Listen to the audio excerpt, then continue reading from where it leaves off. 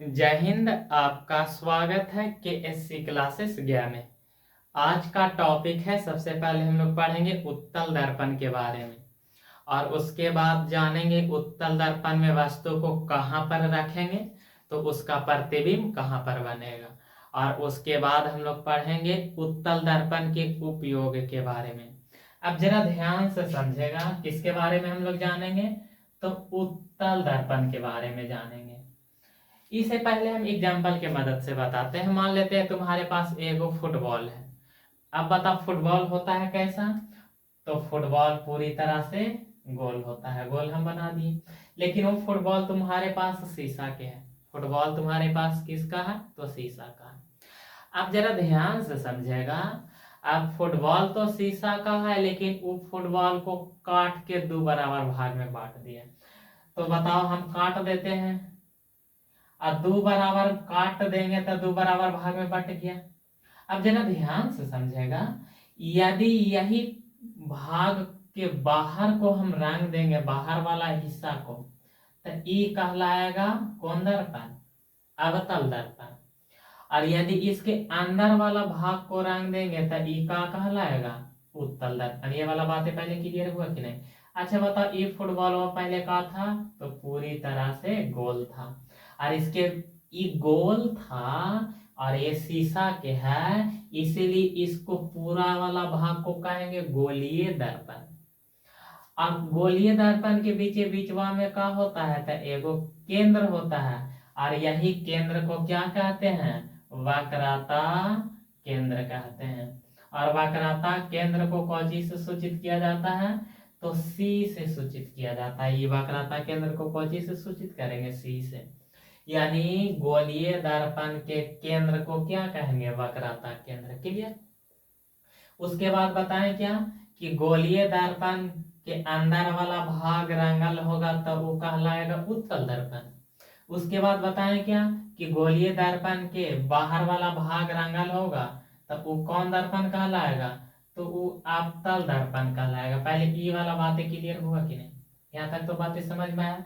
लेकिन हम लोग जान रहे हैं उत्तल दर्पण के बारे में, तो इसीलिए यहाँ से अवतल दर्पण को क्या कर देते हैं, हटा देते हैं। आप जरा ध्यान से समझेगा, अब आगे समझेगा कि ये है उत्तल दर्पण। और उत्तल दर्पण के मध्य बिंदु को कहते हैं ध्रुव, जिसको P से सूचित करते हैं। क्या बताएं, उत्तल दर्पण के मध्य बिंदु को क्या कहते हैं, ध्रुव। और ध्रुव को कौन चीज से सूचित करेंगे तो ध्रुव को P से सूचित करते हैं। ये दोनों बातें क्लियर हुआ कि नहीं। अब जरा ध्यान से समझेगा, ई है वक्रता केंद्र और ई है ध्रुव। इसको यदि हम एगो किरण के मदद से मिला देंगे, यानी ये रेखा के मदद से मिला देंगे, इसी को हम लोग क्या कहेंगे तो इसको कहेंगे मुख्य अक्ष। इसको क्या कहेंगे तो इसको मुख्य अक्ष कहेंगे। बताओ गोलीय दर्पण के अंदर वाला भाग को रंगेंगे वो क्या कहलाएगा, उत्तल दर्पण। उत्तल दर्पण के जो मध्य बिंदु होगा उसको ध्रुव कहेंगे, उसको कौन चीज से सूचित करेंगे, P से सूचित करेंगे। अब जरा ध्यान से समझेगा, अब ये वाला भाग को मिटा देते हैं, क्योंकि अब तो दिमाग में चला गया होगा कि ये दर्पण के मध्य बिंदु है तो इसको कहेंगे ध्रुव, और गोलीय दर्पण के मध्य बिंदु को कहेंगे, गोलीय दर्पण के जो केंद्र में होगा उसको वक्रता केंद्र कहेंगे। क्लियर। अब जरा ध्यान से समझेगा, इसकी कहानी का हो गया खत्म। अब जरा हम फोकस के बारे में बताते हैं। ठीक, जरा फोकस समझेगा। ई बना दिए कौन दर्पण, अवतल दर्पण। क्लियर। और ई इसको खींच देंगे तो ई का कहलाएगा मुख्य अक्ष, और इसको का कहेंगे तो इसको कहेंगे ध्रुव। अच्छा बता, ई तो पहले गोल तो होगा ना, होगा कि नहीं, गोल होगा।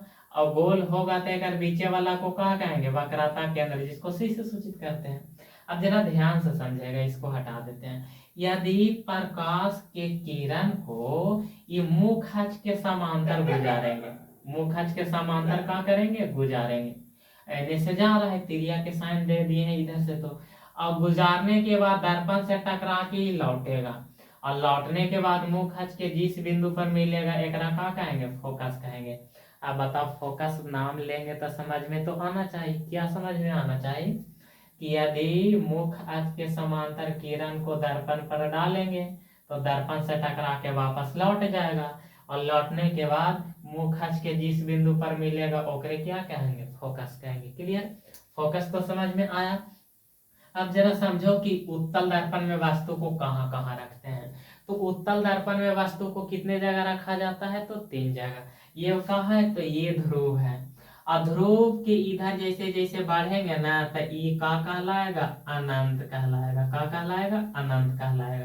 क्लियर। अब जरा ध्यान से समझेगा, इसको का कहेंगे, इसको अनंत कहेंगे। उसके बाद ई पी है, एकरा का कहेंगे, इसको ध्रुव कहेंगे। बातें क्लियर। अब जरा ध्यान से समझेगा, वस्तु को कहाँ कहाँ रखेंगे, यानी अब हम लोग किसके बारे में जानेंगे, तो वस्तु की स्थिति कहने का मतलब कि वस्तु को कहाँ कहाँ रखा जाएगा उत्तल दर्पण में। तो सबसे पहले वस्तु को उत्तल दर्पण में कहाँ रखेंगे, तो सबसे पहले उत्तल दर्पण में वस्तु को कहाँ पर रखेंगे, तो ध्रुव पर। पहला कंडीशन याद हुआ, बताओ सबसे पहला कंडीशन क्या है, कि उत्तल दर्पण में वस्तु को कहाँ पर रखेंगे, ध्रुव पर। अब जरा दूसरा कंडीशन जरा समझेगा कि दूसरा कंडीशन क्या है। यहाँ देखेगा ये ध्रुव है और ये अनंत है, तो आपकी उत्तल दर्पण में वस्तु को ध्रुव और अनंत के बीच रखेंगे। कहाँ वस्तु को रखेंगे, तो वस्तु को ध्रुव और अनंत के बीच रखेंगे। अब तीसरा कंडीशन जरा समझेगा। तीसरा कंडीशन जब आगे बढ़ेंगे तो मुलाकात केकरा से होगा, तो अनंत से होगा। एक कहने के मतलब है कि आप वस्तु को कहाँ पर रखेंगे, तो अनंत पर रखेंगे। ये अनंत का संकेत है। तो बताओ उत्तल दर्पण में वस्तु को कितने जगह रखेंगे, 3 जगह। सबसे पहले ध्रुव के पास, उसके बाद ध्रुव और अनंत के बीच में, और उसके बाद अनंत के पास रखेंगे। यहाँ तक तो बातें क्लियर। अब जरा कुछ लॉजिक है, जरा ध्यान से समझेगा। बता सकते हैं हाँ या ना। ये तो दिमाग में सेट हो गया, पी का मतलब ध्रुव और ये किसका सिंबल है, अनंत का। हम बताना यही चाह रहे हैं कि यदि वस्तु को फोकस पर रखेंगे तो ओकर प्रतिबिंब हमेशा कहाँ पर बनेगा, अनंत पर। का बोले, यदि वस्तु को फोकस पर रखेंगे तो ओकर प्रतिबिंब कहाँ बनेगा, अनंत पर। और यदि अनंत पर वस्तु को रखेंगे तो फोकस कहाँ पर प्रतिबिंब बनेगा, फोकस पर रखेंगे तो प्रतिबिंब कहाँ बनेगा, अनंत पर। क्लियर। और अनंत पर रखेंगे तो प्रतिबिंब कहाँ बनेगा, फोकस पर। क्लियर। अब एक बात और समझेगा, अनंत का मतलब होता है बहुत दूर। अनंत का मतलब बहुत दूर, बहुत दूर का मतलब बड़ा। यानी यदि अनंत पर प्रतिबिंब बनेगा तो कैसन बनेगा, बड़ा। बातें तो समझ में आया। अनंत मतलब बहुत दूर, बहुत दूर मतलब बड़ा। यानी अनंत पर प्रतिबिंब बनेगा तो प्रतिबिंब होगा बड़ा। तो बताओ फोकस पर प्रतिबिंब बनेगा तो प्रतिबिंब कैसा होगा, जस्ट एक उल्टा, तो क्या हो जाएगा, छोटा। ये वाला बात क्लियर हुआ। अब जरा देखिएगा, अनंत एकरा में शामिल है, बाची लिया कौन, पी। पी का मतलब हो गया ध्रुव, यानी वस्तु को ध्रुव पर रखेंगे तो प्रतिबिंब कहाँ पर बनेगा, तो प्रतिबिंब ध्रुव पर ही बनेगा। वस्तु को ध्रुव पर रखेंगे तो प्रतिबिंब कहाँ बनेगा, ध्रुव पर। लेकिन बताओ जहां पर वस्तु को रख रहे हैं वहीं पर प्रतिबिंब बन रहा है, तो बताओ प्रतिबिंब का आकार कैसन होगा, तो प्रतिबिंब का आकार होगा बराबर। एक कहने का मतलब कि यदि उत्तल दर्पण में वस्तु को ध्रुव पर रखेंगे और वस्तु 5 फीट के है, तब प्रतिबिंब भी कितने फीट के बनेगा, 5 फीट के। ये वाला बातें क्लियर हुआ। अगर ये वाला मेमोरी में सेट है तो यहाँ पर तुम आसानी से क्या बता देगा, प्रतिबिंब के बारे में बता देगा, प्रतिबिंब के बारे में बता देगा। आप जरा ध्यान से समझेगा। बताओ अभी तुरंत बताए हम, का बताएं हम यही कि देखो ध्रुव पर रहेगा तो ओकर प्रतिबिंब कहाँ बनेगा, ध्रुव पर। तो ये ध्रुव पर है तो एकर प्रतिबिंब कहाँ बनेगा, ध्रुव पर ही बनेगा। क्लियर।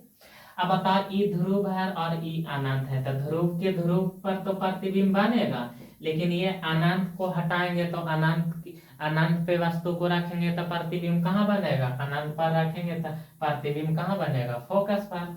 तो यहाँ पर अनंत को हटाएंगे और किसको चिपका देंगे, फोकस को।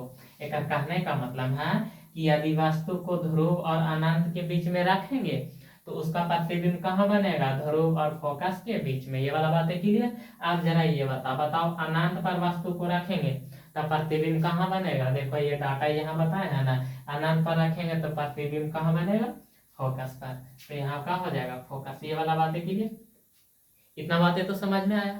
अभी तुरंत बताएं कि देख बाबू, यदि अनंत पर प्रतिबिंब बनेगा तो वो प्रतिबिंब होगा बड़ा, और फोकस पर बनेगा तो प्रतिबिंब होगा छोटा, और ध्रुव पर यदि प्रतिबिंब बनेगा तो क्या होगा, बराबर। अब जरा यहाँ समझेगा, ये बता, ये है प्रतिबिंब कहाँ बन रहा है, ध्रुव पर, तब बताओ प्रतिबिंब कैसा होगा, बराबर। ये वाला बात है क्लियर। अब जरा ध्यान से समझेगा, यहाँ पर वस्तु को कहाँ पर रख रहे हैं, तो ध्रुव और अनंत के बीच में।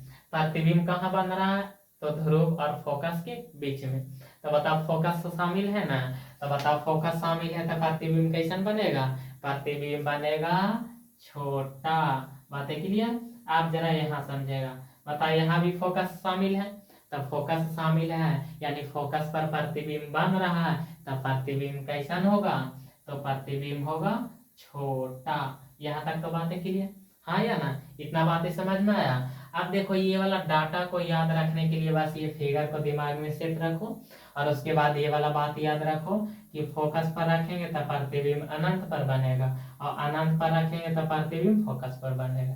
उसके बाद यदि प्रतिबिंब अनंत पर बन रहा है तो प्रतिबिंब बड़ा बनेगा, और फोकस पर बन रहा है तो छोटा बनेगा। और यदि ध्रुव पर रखेंगे तो प्रतिबिंब ध्रुव पर बनेगा, लेकिन प्रतिबिंब का आकार क्या होगा, तो एकदम बराबर होगा। यहाँ तक तो बातें क्लियर। अब ये वाला डाटा को क्या कर देते हैं, हटा देते हैं।